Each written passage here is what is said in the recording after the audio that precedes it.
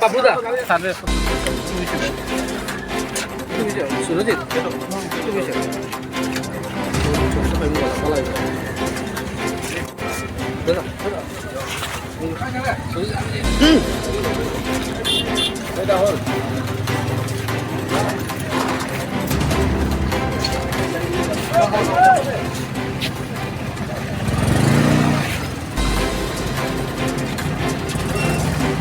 Pero ito isang manakap siya.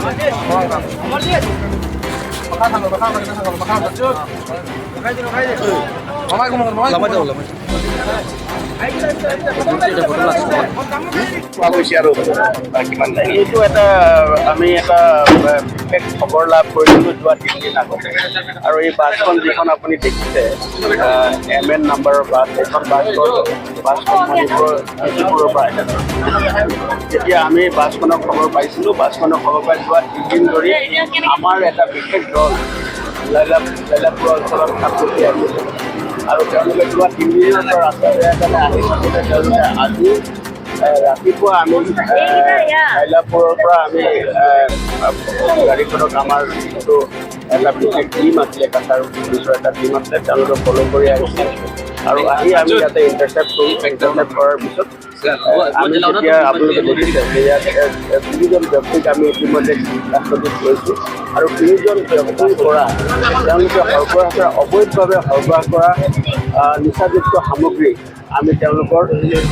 কেজিৰো অধিক আমি জব্দ কৰিছোঁ আৰু তাৰ লগতে ইয়াত অবৈধভাৱে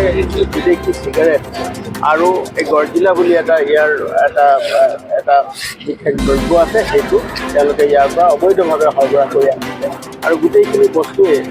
মানে এটা আপুনি দেখিব যে এইখিনি বিদেশৰ পৰা তৈয়াৰ হোৱা বস্তু আৰু যিখিনি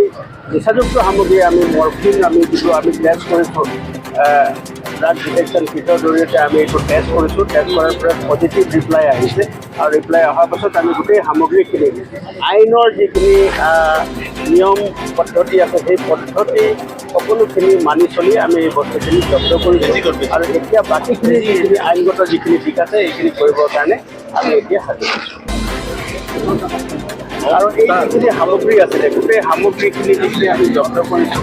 এতিয়া আমি গোটেই হিচাপ কৰি আছোঁ কিন্তু 5 কোটিৰো অধিক ইয়াৰ মূল্য হ'ব চোৰাং মাৰ্কেটত চোৰাং বজাৰত তাৰ মূল্য হ'ব গতিকে আমি গোটেইখিনি বস্তু মানে নিচাযুক্ত সামগ্ৰীটো আছে তাৰ লগতে যি বিদেশী চিগাৰেট আছে এইখিনি খুব মানে কষ্টলি বা মূল্য আছে এইখিনি চোৰাং বজাৰত আৰু গৰ্জিলা বুলি যিটো প্ৰডাক্ট আছে সেইখিনিও আমি জব্দ কৰিছোঁ গোটেইখিনি হিচাপ পত্ৰ কৰাৰ পিছত ইয়াৰ প্ৰকৃত মূল্য আমি ক'ব পাৰোঁ কিন্তু যিটো প্ৰাৰম্ভিক তদন্তত দেখা গৈছে যে এইটো এটা চুবুৰীয়া ৰাজ্যৰ পৰা অহা নিচাযুক্ত সামগ্ৰী অবৈধভাৱে সৰবৰাহ কৰি লৈ আহিছিলে আৰু মানুহক ঠগিবৰ কাৰণে তেওঁলোকে এটা যাত্ৰীবাহী বাছৰ ব্যৱহাৰ কৰিছিলে আৰু আমি বাছখনো আমি জব্দ কৰিছোঁ আৰু তাৰ লগতে এই যিখিনি সামগ্ৰীৰ যিটো বজাৰ মূল্য আছে চোৰাং বজাৰ মূল্য আছে এইখিনি আমি ঠাৱৰ কৰি আছোঁ কিন্তু প্ৰাৰম্ভিক তদন্তত আমি ক'ব পাৰোঁ যে 5 কোটিৰো অধিক হ'ব।